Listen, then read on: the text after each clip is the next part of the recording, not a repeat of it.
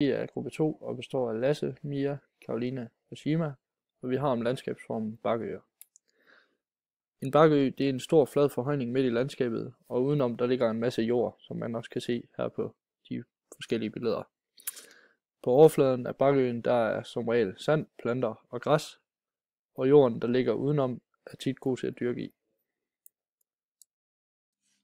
Dannelsen af landskabsformen. Den kuperede bakkeø er dannet under den forrige istid Sarle og er oprindeligt dannet som et bundmoræne. De ligger i områder, som ikke var dækket af is i den sidste istid, hvilket er illustreret på det her billede, man kan se, hvilket stykke af Danmark, som ikke var dækket af is. De blev skabt ved at tonsvis mængder af smeltevand, de løb over det flade landskab. Smeltevandet løb sig ned i de lavestliggende områder, og det udgravede sådan større og større floder, og det gjorde dem sådan også dybere og dybere. Og så var der til sidst kun de her såkaldte øer tilbage.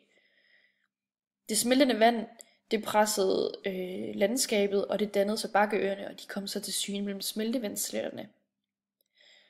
Lige efter istiden var skrænterne ret stejle, men efter snelagene senere hen har afledt smeltevandet, som er løbet ned af dem, og det har derfor gjort dem sådan mindre stejle den dag i dag.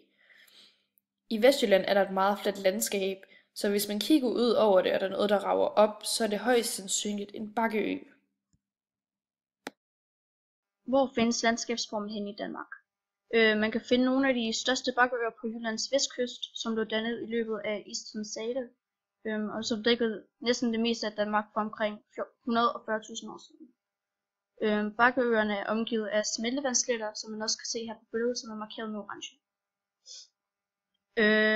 Nogle af de danske bakkeøer er blandt andet Skovbjerg Bakkeø, Ølrod Bakkeø, Esbjerg Bakkeø, Holsted Bakkeø, Rødding Bakkeø og Toftlund Bakkeø, som man igen kan se her på billedet markeret i den her mørke farve.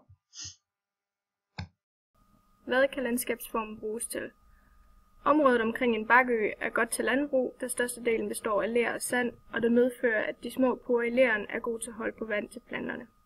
Eksempler på 2 bakkeøer er Jarpsted Bakkeø, som er lokaliseret på Jyllands vestkyst, og landskabet er præget af intensivt dyrkede landbrugsflader, mindre nåletræsbeplantninger og større plantageområder. Varde Bakkeø ligger mellem Billum og Oksby Blåvand. Denne bakkeø er præget af intensivt dyrkede landbrugsflader og en markant randebebyggelse. Og så har vi vores litteraturliste, hvor vi har brugt naturgeografi C elevbog, og de her links.